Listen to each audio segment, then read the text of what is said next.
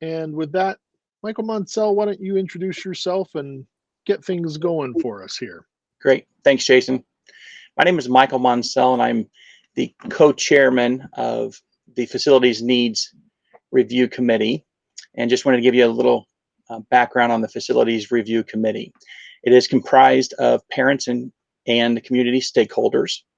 It was formed in December of last year of 2020. It is led by a 7-member executive board, myself as the co-chair and David Yarnell as the other co-chair. We have all conducted tours of the school buildings to provide the Facilities Review Committee members a sense of the various building status, condition, and needs. And the building principals and the FRC, the Facilities Review Committee, have created a list of potential projects, renovations, and repairs. And then just some ground rules for tonight's meeting. I want to go ahead and say to seek us, so that the ground rules and the proposed community forum, the goal here is to seek community stakeholder input regarding their hopes, aspirations, and visions for the district's facilities. Other topics may be addressed by the Board of Education at any public meeting, so we want to stick to the ground rules here of the facilities review. And if you have any comments, please keep them to 3 minutes or less. And now we'll have Jason Hall keep presenting on other questions. And so I'll just mention quickly that participants in here can ask questions throughout the meeting. And when you ask those questions, I, as the moderator, will be able to see them. Other people will be able to see them as well. For me, I see a little menu item with a triangle, square, and circle.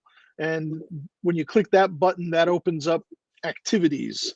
And one of the activities is being able to ask a question. I don't know if you're on your phone, if you tap a screen, you should be able to see the little 3-dot menu that pops up. And in there, you're going to select activities and then go to question and answer. Type in a question, and then hit post to add that question. And the questions will kind of add up. Other participants can look at those questions and give it a thumbs up or a thumbs down to kind of help move it up and down the list. I can delete the questions, so keep it cool, and everything should be cool. I'm going to start off talking about some of the surveys that we put out there and what we've done to try and hear the public's input.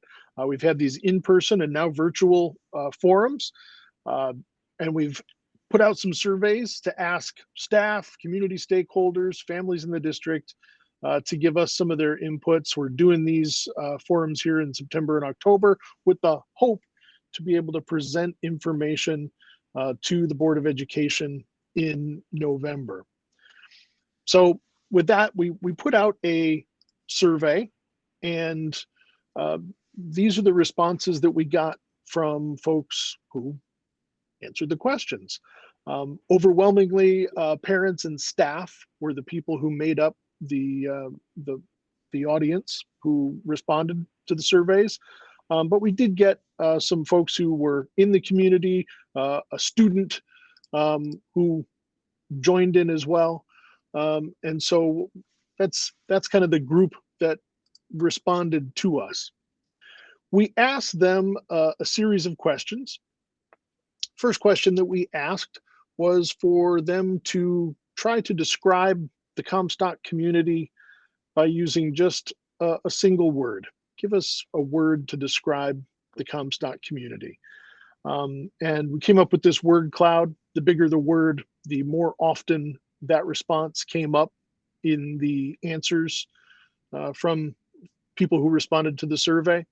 And to me, one of the things that's really worth pointing out is the same and yet different responses that we got, from people asking, just describe the community. And people described it as disconnected and also as connected, as unsupportive and supportive. as insular and open, as disjointed and rooted. There were a lot of polarizing words that came up, and I don't know what that exactly means, except that we're all looking at the same kind of thing, but seeing some perhaps different sides of the same object. Can we do to make that better? I don't know. We also asked folks to describe the schools, the buildings, using positive words. Give me one positive word to describe our facilities. And as you can see right there in the middle, real big, improving. So that was one of the words that came up again and again. And you'll notice as you look around, a lot of words that kind of tie into that: improved, improvements, changing, progress. So folks in positive terms are describing our facilities as getting better, as improving. So that's good. We also asked them to talk about our buildings and our facilities with negative words, and they had negative words to describe. Old and outdated were the big ones, and if you look around, you'll see run down and aged. Some other words that help to describe the district that seem a lot like old and outdated. When we did this survey, what we asked folks to take a look at was 8 different categories. And so here are 4 of those categories. And the way that we posed the questions, we posed it in a way that take these 8 different categories and rank them as your top priority down to your lowest priority, with the idea being that we would give for every top priority vote 8 points, since there were 8 different categories. Choice number 2 would get 7 points, choice number 3 would get 6, and so on down the line, with the lowest priority, that 8th priority, getting 1 point. And then we tabulated all of those numbers and came up with a list that we think illustrates what our respondents thought was the most important priorities in the district. And overwhelmingly, the number 1 response was air quality, air conditioning, heating and cooling. Next to that was roof repair, flooring, and so on down the line. You see how those improvements go. And so from that, we get a feel from what is important to be worked upon. And the good news, I think, is that we are making strides to improve the air conditioning and the HVAC. We are making efforts to improve the roof and the flooring and parking lots and so on. So we're making strides at all of those. We also asked people to include some information about those priorities that weren't in that group of 8. And so these are not in any particular order. These are, so the CHS ceilings and floors, that's not the number 1 priority. But just kind of in random order, these were some other things that people mentioned. Classroom size, cafeteria upgrades, getting the playgrounds so that they're ADA compliant. We're making progress again in all of these things. But these were some other areas that people thought were important. And in order to take care of all of these things, we do have to pay for it. And so with that, let's ask Michelle Darnell to talk a little bit about where the funding comes from when we're wanting to make improvements like this in our facilities throughout the district. Michelle? Hello, everyone. I'm Michelle Darnell. I'm the Finance Director at Comstock Public Schools. We're going to give you a little primer on school finance and talk about 3 different funds that we use to support facilities and grounds capital projects for the school. So the first fund is our main fund, the general fund. This is our revenues are comprised of state aid, non-homestead taxes, and federal grants mainly. and we have an annual budget of about $22 million. Our main expenses are staff, salaries, and benefits. That's 3/4 of our budget. So we have 25% left to basically take care of everything else in running the school district. So that's buying school buses and curriculum for the students, desks, chairs, anything and everything comes out of that. The sinking fund, which is our next fund, this is voted on by the community members. It is restricted money. We can only use it for certain repairs and replacements of equipment in our facilities and on our grounds. We cannot use it for maintenance. That would fall under general fund. So for example, if we're restriping a parking lot, that's considered maintenance, and we couldn't use sinking fund for that. But if we're replacing the parking lot, like we recently did at STEM, then that can be something that can be charged to the sinking fund. So our community voted back in 2019, I believe it was, for 1 mil on your taxes. And that generates approximately $500,000 for the district every year, which is wonderful because then we have that money to use for STEM parking lot replacement and other things that we've improved in the district. This the sinking fund millage goes for 10 years, so the district will be receiving this money annually through 2028. And at that point it will go to the community as a vote again to see whether it can be renewed or not. So we're very happy to have this sinking fund because that's $500,000 every year that we don't have to spend out of our general fund. So that gives us more money for the students. The last fund we're going to talk about is the bond fund. Back in 2016, again, this is a voted fund. In 2016, the community voted for 5 mil. Oh, my light just went off. Voted for 5 mils, and this generated $40 million for the district. Bond funds are restricted. We can only use them for certain things as well. Facilities, grounds, technology, but like, for example, we can't pay teacher salaries out of it. The bond was issued in 3 series, 2016, 2018, and 2021. So we're working on the 3rd and final series of projects right now. And this slide here shows the total allocation of that bond from 2016, the entire $40 million and where it was spent. So you can read this like a clock. If you start up at the top at 12 o'clock, I have all the buildings going in order of grade level, starting with the highest. So Comstock High School received about 12% of the money was spent there. And then the middle school, about 1/4 of the bond. That is where we added the new gym.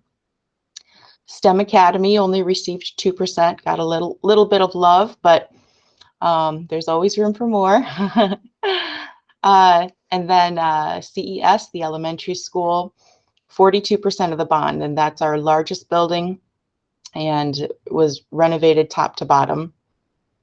After that, SELA, our early learning academy at 2%, Compass and admin building 2%, technology at 3%, athletics 5%, and other bond fees at 8%. So that would be financial advisor fees, architect fees, bond closing fees, newspaper postings for bids, bank fees, things like that. So this is a really nice visual to give you an idea of, because 40 million is a big chunk of money. And this is an easy way to break it down and see exactly where all of the money went. We do have a couple federal grants that we received this year called ESSER, which stands for Elementary and Secondary School Emergency Relief. These grants were, the amount of the grants were based on a formula of a school district's Title I enrollment. And we have a high number of pupils who qualify for Title I. So we were fortunate to get a large amount of money. So for the ESSER 2 grant, we received $2.4 million. And we have used or are going to be using that money to provide a school nurse, a custodial supervisor, substitutes for each building, Chromebooks and hotspots for the students, personal protective equipment, of course, and air conditioning for the middle school. And then for the ESSER 3 grant, we are receiving $5.3 million. So we are going to continue to fund our school nurse and our custodial supervisor from the ESSER grants. And we hope to be able to install air conditioning in the remaining buildings. These grants are also restricted. There's only, I think there's like 13 categories where we're allowed to expend the funds. And one of them is improving air quality, and it specifically mentions HVAC and air conditioning. So that's one thing that we're very excited to be able to put in all of our buildings.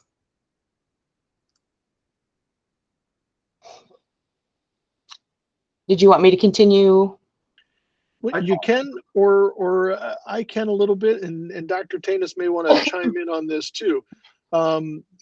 It's worth pointing out that at the current time, as we look around Kalamazoo County, we see that there are several school districts that have active bonds and are currently working actively on projects to improve their school district in Kalamazoo and Portage, Gull Lake, Schoolcraft, Vicksburg, and Climax Scotts. There are a couple without, Galesburg and Parchment. Galesburg has just launched their campaign for a November bond for that school district. I was just taking a look at the video today. They're asking for about $16 million to help upkeep some of their buildings. And at the end of the day, what we need to remember is that families through the school of choice have the ability to shop around and choose the district that works for them. We are not living in the world that we once were, where people would just go to the school that was in their neighborhood and wouldn't think much about it. It's just where you go.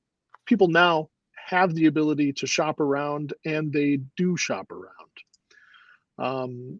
But what's also worth pointing out to the folks who live here is that we, as you take a look at this chart here, we at Comstock are among the lowest district millage rated districts, and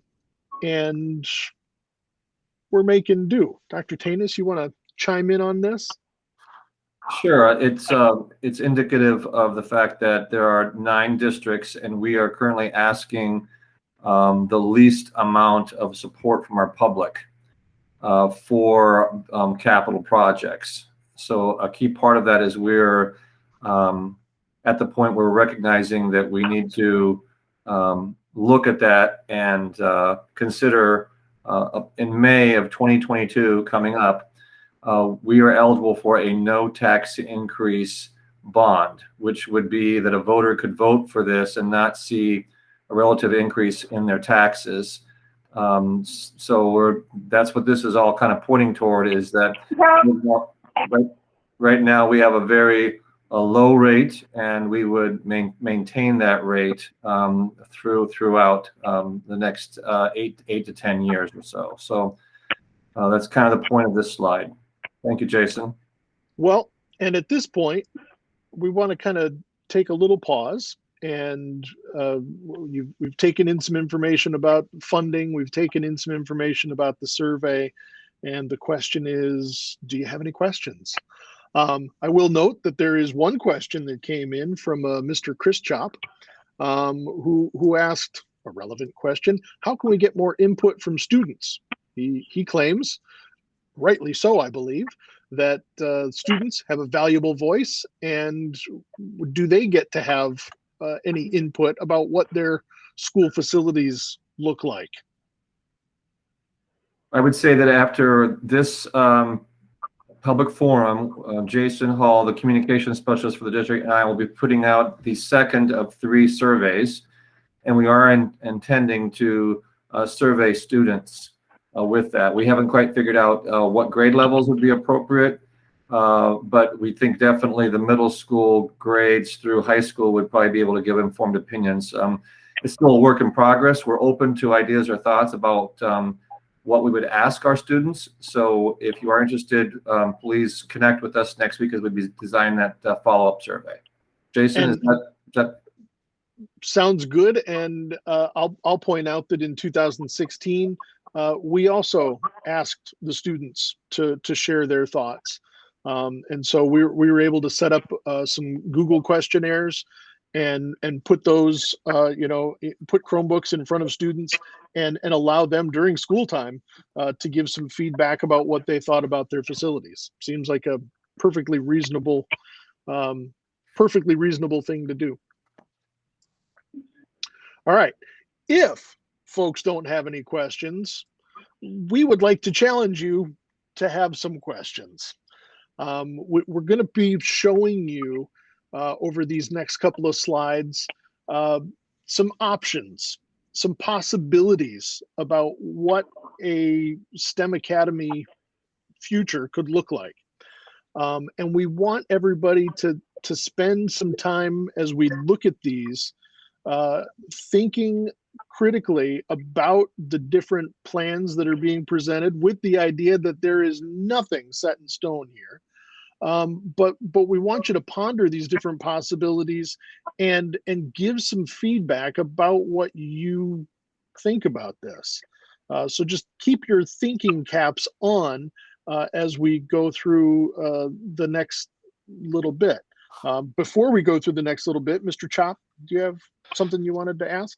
Yeah, Jason, I thought it would be in a presentation of the millage rates for different districts. Is there any insight? I know that Dr. Tainez has talked about polling companies to drill into what the appropriate millage rate that will pass in a district is, but just kind of elaborate on some of the maybe the makeup of the community of Comstock and why we're currently at a 5 mil, and what we may support an investment in our school. What has a likelihood of passing? It's a good question, Chris. I actually don't know the history behind why Comstock historically has asked for less millage support. I don't have a good answer for that. I just know right now at the time and place we're at, we are currently, if you want to look at it as a burden, we are offering the lowest tax burden for our community to support our schools. Mm-hmm. So I don't know historically. Maybe some panelists do. Yeah, maybe Jason or Dory could. I've heard in the past the proportion of what's the proportion of taxpayers whose children attend the Comstock schools, and possibly the percentage of property owners who would vote for pro or con to a millage that are enjoying the low property taxes in the area, but may not be in Comstock year round. Maybe they're down south or in other areas. I think maybe Dory or Jason might have insight into that too. And I'd love to defer to Ms. Shawley on that. Can you hear us well enough? And chime in?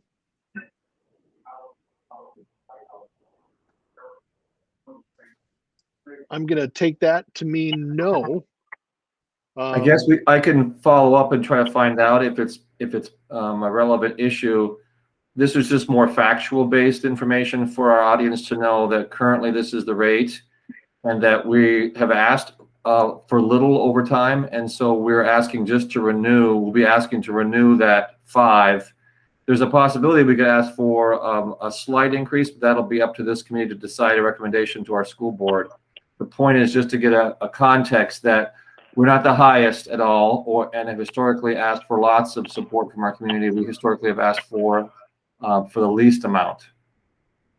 And I'll point out, as a Comstock resident, that when I moved into the district, there were a couple of millage asks that were denied by voters, and so I don't know. In the past, 8 or so years, that has changed.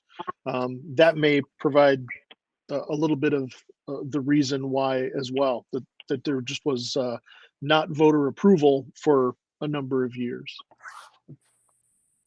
So anyhow, please ponder as we go through this next little bit,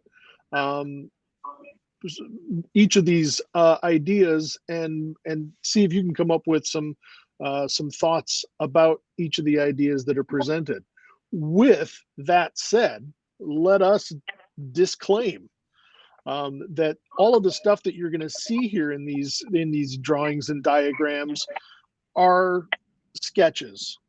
They're something to give us as the viewers a little bit of an idea of what something might look like, so that we're not looking at a blank page. And that's really what this is about. And nothing is set in stone. And any of the actual designs of school buildings, they may not look like anything that you see here at all. This is part of the process to get things going.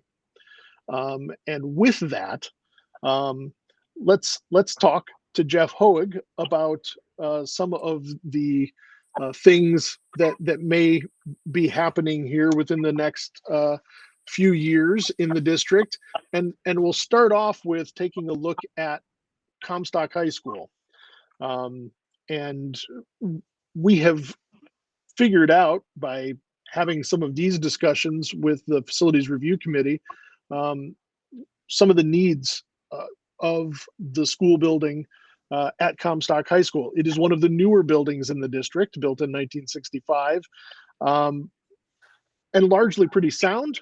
And we've made lots of improvements over the past couple of years, but there are still a large amount of things to do, namely in some of these areas that you see on the slide in front of you, in terms of the wood shop and the band room and the kitchen, HVAC throughout. Jeff, do you want to chime in on any of this? Either of the Jeffs in this room. Sure. I'll defer to Jeff first, and then I'll follow up. Sure, absolutely. Thanks, everyone. I'm Jeff Hoeg with GMB Architects and Engineers, part of the team alongside Miller Davis that's been supporting the district with the current projects that are under construction, as well as helping you all look ahead to figure out, how do we continue to make positive steps within the district with regard to facilities. So I think, as Jason said, with the high school, we're really looking at a couple of different types of things here. HVAC is something that has been talked about already tonight, sort of the importance of making sure that we've got, appropriate ventilation in our classrooms. The ability to add cooling to our classrooms is really something that is, we associate with modern learning environments. I think we've had the opportunity to do some work on this building in the current bond,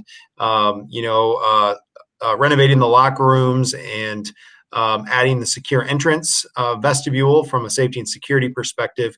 So I think as we think about different items in this building, we're thinking about some of those systemic things like HVAC systems. We're thinking about things like lighting and ceilings. These are things that are going to have a really positive impact potentially on energy savings within the district. If we can optimize HVAC and we can optimize lighting with, the newest technology, then those are things that can really help the district long-term relative to operational expenditures. And then there's these other pieces, right? These are more of these educational items like the band room and the wood shop. And these are spaces that when this building was built, when this was originally designed, these programs looked a lot different. And so I think we see the potential or the opportunity to say, how do we take some of those spaces and how do we usher them into the 21st century to support teaching and learning in a way that it's actually done now compared to when this building was originally built. So with that, I'll pass it back over to Dr. Tanis for any additional insights. Yeah, thank you, Jeff. And there are three areas that we pinpointed, large sections of this complex.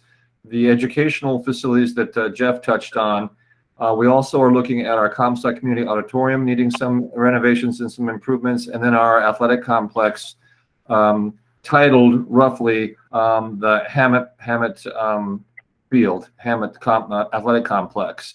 Those three areas in total are what we're discussing. And Jason, can you advance to the next slide so that we have already, through our collaboration with Miller Davis and GMB and the FRC, the Facilities Review Committee, put together a wish list of what we would target, what were the costs of these projects. And you can see here roughly the total for these different aspects: the HVAC that was mentioned, the ceiling, the new kitchen, lighting, the band room, the auditorium. There's a nice price for the wood shop. The wood shop is a really popular option for our kids, but it has 1965 technology in it.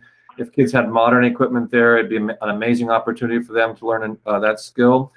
And the auditorium and our athletic complex. What's not listed here, but that's included, is flooring. We need new flooring in the building as well. The total cost of this wish list, currently estimated, is at $17.5 million. So as we move forward with additional slides, keep that in mind, that we are prioritizing those costs. The $17.5 million would be a major chunk of the $32 million bond. I don't know if I mentioned that total, but the no tax increase bond that we're eligible for in May of this coming year would raise $32 million. So this is just a little bit over half of that total cost. Jason? So what I will point out is that again, we remember that slide that we saw earlier that had the 2016 bond and the different allocations for the different buildings. There were a couple buildings that didn't see a ton of love, and one of those was also the STEM Academy. And so that has been another area that the Facilities Review Committee has, throughout this process, recognized as a spot that needs some attention. So that being said, Dr. Tanis, why don't you talk about these three different scenarios, and then we'll have Jeff Hoeg give us a little bit more detail as we proceed from here. Great, thank you, Jason. We've narrowed down the possibilities at this point. We're calling them three scenarios for the STEM Academy's future in three ways. To rebuild and renovate the current facility, which originally was East Elementary. That building would be renovated sort of a very similar fashion to our current elementary rebuild. The exterior walls generally stay where they're at, and the interiors are kept as much as possible intact, but they are in some regards gutted and rebuilt from that shell. And then to expand the program to be a K-8 facility, the building was originally built for K-5 at a time. In 1949, the East Elementary was built. It's the oldest building we currently have. So to expand it to the modern needs of a STEM academy, we estimate now a K-8 program would cost $20 million. There's the other option we've looked at, and all these options are possible. We're not listing them because they're not. Here's where the new STEM building existing, basically creating a brand new STEM Academy building would be about $25 million, we estimate. It would be roughly behind the current building, and then part of the process when that building is done, students would move into the new building, and then over the summer we would tear down the old building and then build a new and redesigned parking lot for that building. There are a couple examples that you'll see in just a moment of what the new building could look like. There are two configurations. These, again, are all kind of theoretical at this point. But to keep them in mind, a new building would be the most expensive. It would be 80,000 square foot, roughly. So the new building conjoined. The other third option would be to move the STEM Academy to the current middle school campus. There's about 19 acres on the facility, so there is, you'll see in the diagram, there's enough space to have an elementary program and a middle school program. The middle school program would be the area that would be combined or conjoined with the current program. They would remain distinct in many ways, but still combined in some others. Specifics of that plan are still to be worked out. In fact, we have a scheduled meeting coming up this next month to look at some of the particulars of a conjoined model.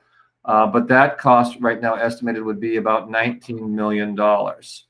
So scenario one, rebuild and renovate, 20, new building entirely, 25, and conjoined building at the current middle school would be 19 million. Any questions from our audience on that initial overview? I'm not seeing any chats or questions, but I do see that Chris Chop has raised his hand. Mr. Chop. Yep, this is Chris Chop, the principal of the STEM Academy. And I can't remember, Jeff Hoig can maybe help with this too. Did the new building, the option number 2, when we price that out, did it have a gymnasium or a multi-purpose room? Because I know that when Dr. Tainez and Jeff Hoig and I sat down and looked at the pricing and the models, our current building has about 40,000 square feet. Am I remembering that right, Dr. Tainez? It's about 43, 44, yeah. Yeah, and so going from Jeff Hoig mentioned that there's a certain limit for how big we can grow, and there's like a formulas that estimate that, right? And so I had this kind of two-part question. One is going from 43,000 square feet to 80,000.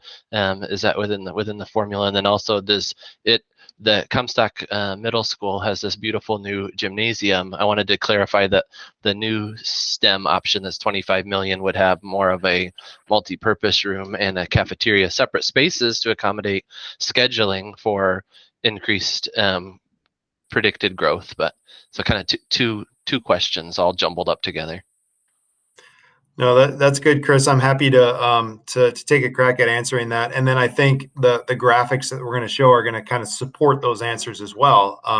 So in regards to your first question, I think absolutely. The goal would be, let's make sure that we're creating separate multi-purpose gross motor PE space in something that's different than the environment where students are eating breakfast and lunch and that sort of thing. And we know that that's a challenge that you currently have in your existing facilities. So regardless of the option that we look at here, we're accommodating that idea that we're separating those two events into two different spaces. And I think to answer your second question about building size, that really comes down to teaching stations. And teaching stations are really classrooms where students are receiving direct instruction throughout the day. And that's where that formula kind of comes into play. Part of this process is for the district to look at future growth, right? So there's what does a 5-year growth projection look like to say, do we have the students that we can accommodate and support within the spaces that we have? And so I think it's actually a really effective tool to make sure that we're building a building that's the right size for the district over the next 5 years as well. So I think you'll see some of those classrooms that we're proposing, how they might be organized on the site. But we're speculating with STEM that our goal is to create a 2-section building, which means we want to have 2 classrooms for each grade level, as well as the additional support spaces that we need in the building. So, Chris, I hope I answered both of your questions sufficiently, but hopefully the graphics that we show will support some of that as well. Yeah, that was great. And the reason I asked was to illustrate for the community that as a Comstock district, we're not unnecessarily duplicating spaces, but we'd be good stewards of this what are we offering for Comstock students across all buildings in the district? We have this beautiful middle school gym at Comstock Middle School. The STEM Academy would have the infrastructure to accommodate the needs of students there and to foresee future growth. So I appreciate you clarifying about that, Jeff. Absolutely. And with that, let's take a look at some of these proposed ideas, keeping in mind again, nothing set in stone here. This is strategy A. Thanks, Jason. So, Jason said early on, and I think just to stress the importance of these are really conceptual drawings that allow us to understand the feasibility of whether or not these projects could even work, right? So we know we've got an existing site, we know we've got an existing building, and what would it look like to add on to that building? What are some of the opportunities? What are some of the challenges? How might the site look? How might we design appropriate pickup and drop off relative to these different scenarios? And so by doing studies like this, it really helps us to kind of flesh out, some of those challenges, or, allow us to get excited about some ideas that could be really positive for the district. And so what you're seeing here in strategy A, this diagram or this concept, so you're seeing the existing STEM Academy of the formerly East Elementary. So everything that's kind of lightly shaded in gray is that existing building. Everything that you see in white is proposed to be new construction. So you can see that we are, we're still continuing to house the grade level classrooms within the existing facility. We still have a multi-purpose cafe. We've got staff planning rooms, and we've got art rooms, and we've got, different types of spaces to support that. But everything in white we're showing as a proposed new addition. So we're showing new classrooms. We're showing, a new gymnasium multi-purpose room. So that's, that idea that we talked about. We want to be able to split those functions into two different spaces. We're showing a new media center. We're showing some new science labs, spaces like robotics to really support the, the specialty curriculum needs that we've got within the facility. And so this starts to show how we might start to link these two buildings together. I think it's really important for us to say, okay, let's make sure that we can create a middle school experience that's maybe, a little bit different than an elementary experience, but we still want to bridge those two pieces together to make sure that they're able to share some of those common elements and things like that. So this is really just that first study, that first option. Again, everything in white that we're showing would be new construction. Everything in gray would be heavily renovated. Pretty significant updates to the systems and the finishes and the cabinetry and everything within the existing building. So that's really kind of the overall concept for strategy A, as shown in this graphic. Any questions about this at this point, this theoretical model? Okay.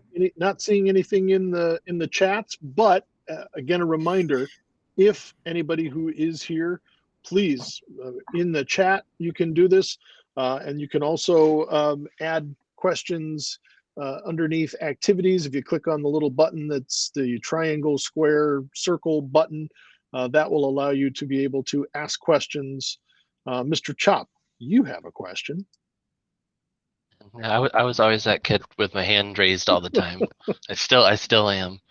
The ELA I see in the hallways and in the exist. Could you elaborate on what that stands for? I think extended learning, but just gonna. That is. Nope, that's right, Chris. You're right on it. So ELA. So this is something we as architects, and I bumped into this a few times. For those language arts teachers, we know a lot of times that ELA is English language arts, and for us, for some reason, we abbreviate that extended learning area that Chris just referred to. And I think what we're trying to do is we're trying to create spaces and opportunities for collaboration, right? So students can come together outside of their classrooms to do different types of activities. Sometimes those extended learning areas are open spaces where you might be able to do some additional experimentation. Sometimes those are spaces where students can come together and do small group collaboration. But I think the idea is that we would want to use those types of spaces as an organizational strategy to support more of that collaborative model of education, especially for those those older kids in the building that that are able to operate in that manner. Okay, that's so cool because it's happening right now. They're racing dragsters and building projects and collaborating and dropping basketballs on clay and soup cans and making crash test dummies, but it's happening in a narrow hallway not meant for that collaboration. And it's pretty exciting to think of spaces that accommodate that collaboration and learning type of learning. That's great. Thanks, Chris. And we did get a question that's asking, did we say that parking lot upgrades are included in these estimates? That is correct. So there's a quick answer. The answer is yes. Let's continue and take a look at strategy B, which is the integration of STEM Academy at the current Comstock Middle School site. Yes, thanks, Jason. So similar to what you saw in the last graphic, everything that is shaded has a light shaded gray to it, is the existing building. So you're seeing the existing building at Comstock Middle School that's shaded in gray. And then everything that you're seeing in white is proposed to be new construction. Just to kind of give you some orientation, north is actually to the left. You can see the north arrow down there. And so hopefully that kind of gives you a sense for how the existing building sits on the site. So what we're proposing in this concept, again, is that we're bringing a lot of new program, so the entire K-8 program, over to the middle school campus and constructing those STEM support elements onto the existing building as an addition. So you can start to see a lot of the major elements that we looked at before. We've got all of our classrooms, right? And so this is a very different organizational strategy where the classrooms are sort of organized around smaller extended learning areas. We've got pods, so maybe we've got a lower elementary pod at K through 2. Maybe we've got a slightly older pod at 3rd through 5th, and then we have our middle school pod potentially, and then we have some of those more intensive support spaces, the labs, those spaces that we talked about before. And then there's this idea about the fact that even though these buildings are conjoined, they still want to have their own identities, right? And so you can see on the south end of the building, or to the right-hand side, we're actually proposing that's a separate administration area, that's a separate office. So that would really be, in this case, as we're showing that STEM entrance, maybe we're creating a new loop that is more associated just with the STEM building, and then using the existing loop to support the remainder of the building. I think, the discussion about the gymnasium, one of the reasons why, this is a slightly more affordable option is because we're able to utilize some of the existing square footage in the existing program to support the building. We're not building a second gymnasium in this because we already have one. We've got a food service space already. And so this allows us to build slightly less new square footage than what we're looking at in some of the other options, but still trying to create a very specific identity for the STEM facility on this property.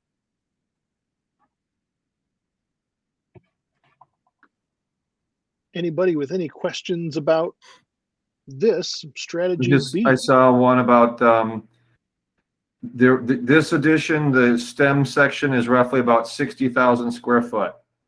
The question was how much square foot is being added that would be for the STEM Academy. That's why it's cheaper than the one model where you build 80,000 of new at the cost, 80,000 of new. That's why it's 25 million. The other model was about 40,000 of new, which is why it was about 20 million. It was a little bit slightly more.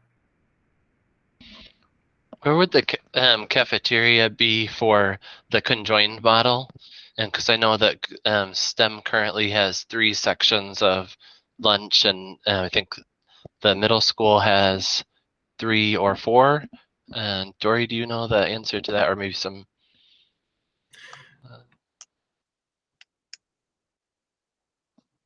I can answer the first part of the question, Chris, in terms of location. So if you look where the existing gymnasium is, and you look near the that lower elementary wing. So kind of to the northeast portion of the building. It's hard to see, but it says Commons Cafe right there. And so I think we sort of recognize the fact that, this cafeteria probably cannot support, all of the food service that needs to happen in this facility. So it's likely that the kitchen, would probably support multiple spaces, but we did create another space, another Commons Cafe that we could use, to support the STEM function alongside what's happening with the middle school function as well. And before we carry on, another question has come in asking, how does this plan provide for future district growth, either through spaces proposed here or through upward and outward growth of the middle school and or STEM Academy teaching spaces? I guess I'll take a stab at that one. Chris, and you can help out as well, actually. Currently, we don't have 2 sections of each grade at the STEM Academy. So this is already kind of built on a growth concept that if you look at which would be the upper portion of this drawing, but would be the eastern part of the property, those cloistered classrooms, currently right now, we don't have 2 sections for all those different grades. So that is a growth model. Also, in terms of the regular classrooms for the middle school, we currently have rooms that are being used by support personnel.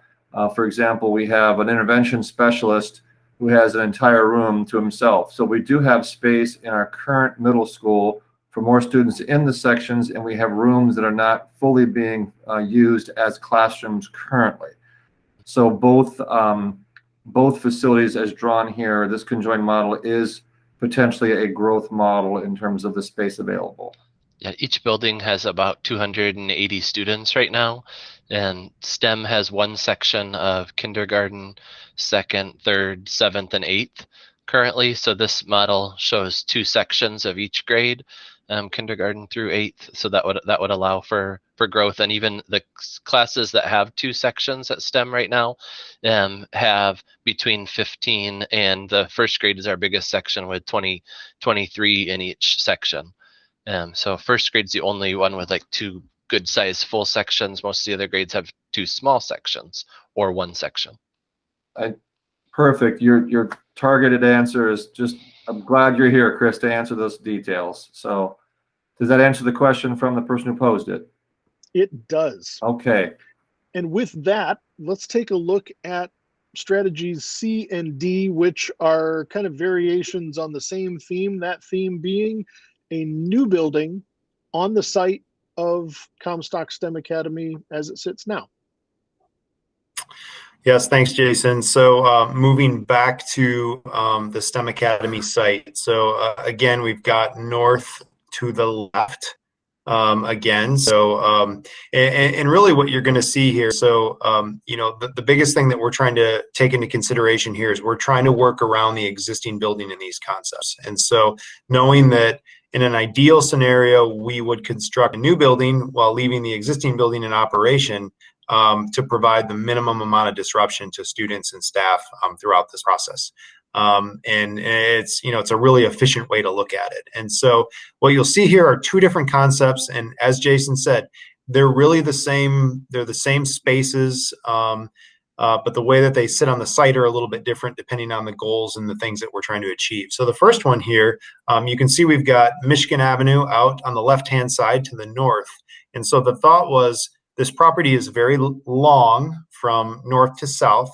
And so this says, let's occupy the north portion of the site and really push the building more toward the road. So it's got some more visibility.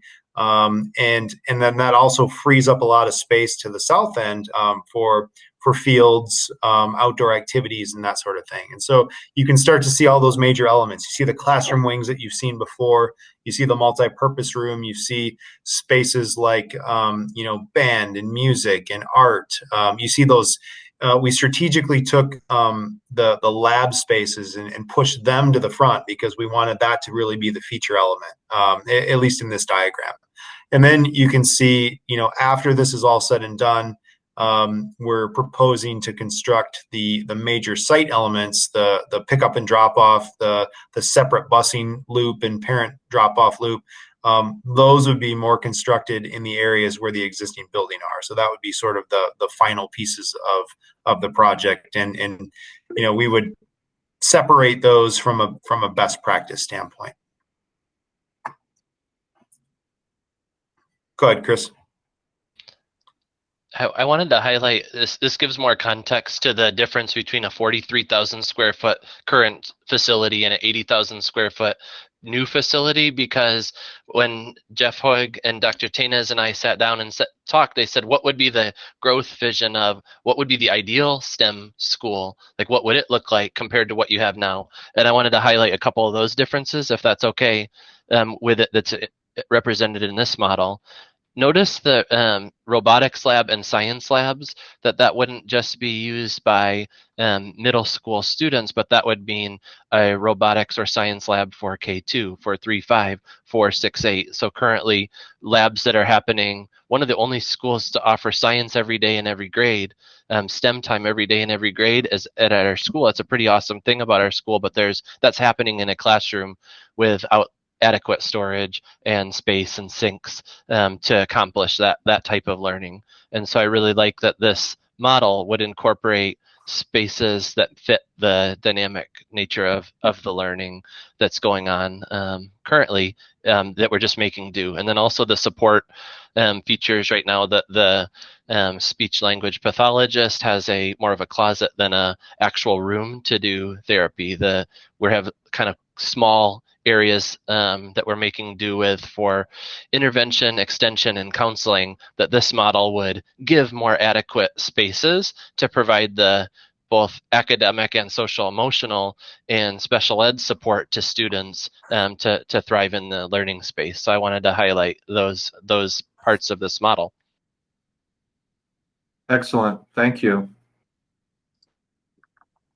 And with that, let's take a look at that second variation on this. We're calling it strategy D. Sure. Thanks, Jason. So again, this is really the same building, but it's deployed in a different location on the site. Again, we're working around the existing building, but now we pushed it away from the north end of the site to the south end of the site. And we recognize that there's a tremendous resource for a STEM school to the south end of the site, which is the river. And so while this pushes it away from the road and makes it a little bit less visible from Michigan, what it does is it pushes it closer to that natural resource. And you can see we've strategically placed the labs so that they're sort of facing the river and providing, the best access to the river. So, just two very different site strategies, very similar buildings. But, again, just something for us to understand from a feasibility standpoint. How might we do this? And if we were to do it, what might that look like? And what are some of the challenges and opportunities with each of those different concepts? A good transition that Jeff mentioned was challenges and opportunities. A opportunity of part of the growth strategy of Comstock deciding 9 years ago to open a STEM academy is how to attract and retain families in Comstock schools. And with that, the STEM Academy has accomplished that mission by growing in number of students attending the school, but also in out-of-district students attending.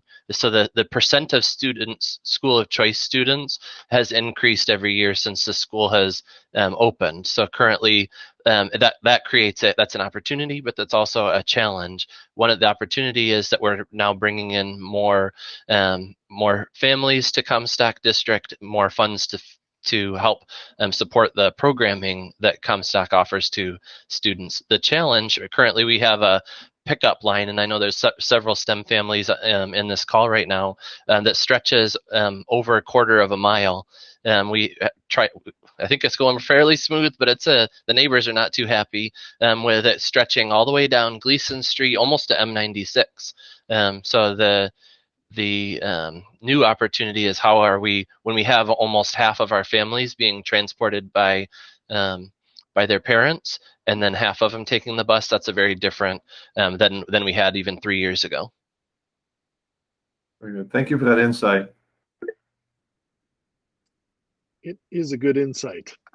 Let's continue now and we're going to continue by talking about how in the world we get this done.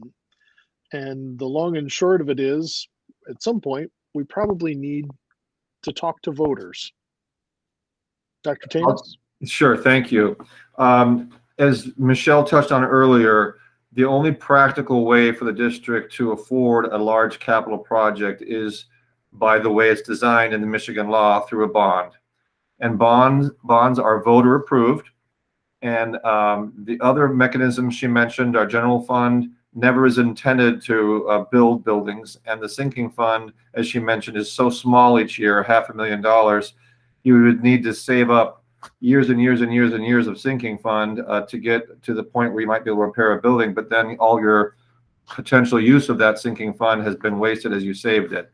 So as I mentioned earlier, by this May, after consulting with our municipal advisor, the district is eligible for what colloquially is called a no tax increase bond, which would maintain the millage at 5 mills, and that would raise roughly $32 million. So we're going to take that money and combine it with a few slides here in a moment and let you know how it all kind of totals together, along with the ESSER monies that Michelle mentioned earlier. I do want to note that a $0.5 million increase would generate an additional $7 million or $39 million. So all three, or if you want to count four, all four of the previous models you saw are reachable by either a no tax increase or a very slight tax increase model. Next slide. So here are the numbers. If you like the numbers, scenario one is the all the CHS needs. Please note that we are, as a committee, the feedback we've received in our discussions have always been to prioritize the needs of the high school equally to the needs of the new STEM academy in whatever form that takes. So we're looking at, in every opportunity, 17.5 million is in every scenario. That would ensure all of the improvements that we discussed earlier for the high school, all the improvements for the auditorium, including a brand new band room, and all of the facilities for the athletics is totaled to be roughly now estimated at 17.5 million. The refurbished STEM academy, which is the rebuild similar to the elementary school we're doing now, is 20 million. That's a total of 37.5 million. Scenario two, as you can see, 17.5 plus the 19 is roughly, we're calling it 36, 37, somewhere in there. And scenario three, 17.5 plus the 25 that you heard is 42 million. So you could say to me, Jeff, didn't you just say it was 32 million for the bond? But you have to remember the ESSER monies that we're going to throw in. So the next slide includes bond plus ESSER scenarios. So we simply took the 3.5 million off of the high school. So if you remember the previous slide, Jason, flip back. 17.5 million, we can dedicate 3.5 million of ESSER toward the high school. Notice the top one with the STEM is 20 million. Now it's 19 million. So we're throwing in $1 million for STEM from the ESSERs. Now it's 33 million, 32 million, and 38 million. If you have 32 for your no tax increase bond, you're right in target with scenario one and scenario two.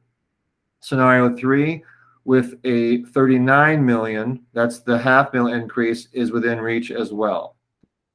And I'm not sure what the next slide is, but we want to make sure we got to this point and let everybody know that all three of these options are viable options for our community.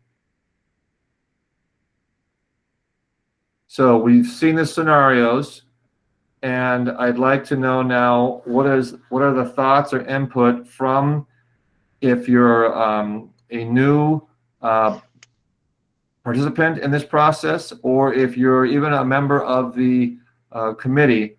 We're looking for your thoughts now so that we can begin to narrow and funnel our energies over the next month into what will eventually be a proposal before our board. So we're not making any decisions tonight, still gathering input, which we'll do now. And so with that, we do open the floor for some discussion if people have those thoughts. In that same spirit, I have added a couple of poll questions to people. And so folks have the opportunity to answer those questions. If you are somebody who has been a part of this discussion as part of the Facilities Review Committee, you decide whether or not you want to fill in answers for these things, keeping in mind these polls are not scientific polls. We have a group here of 16 people, and so we can't expect that the 16 of us are going to make decisions on behalf of an entire community.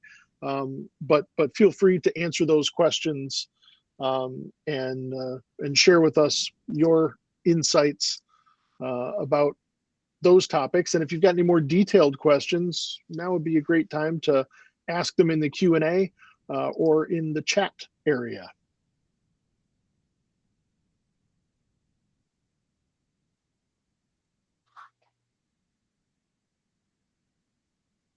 Bueller?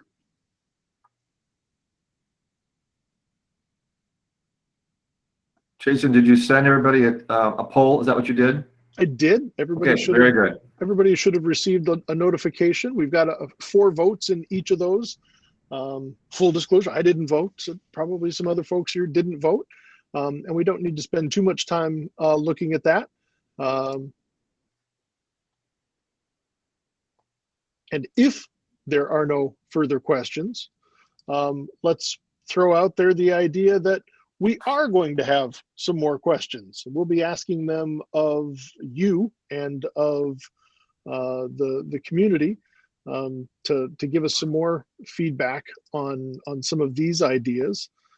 We do have a couple comments that have popped up in chat saying, for one, that we need to have some more study among those closely involved with STEM on the pluses and minuses of each of the scenarios. Yeah.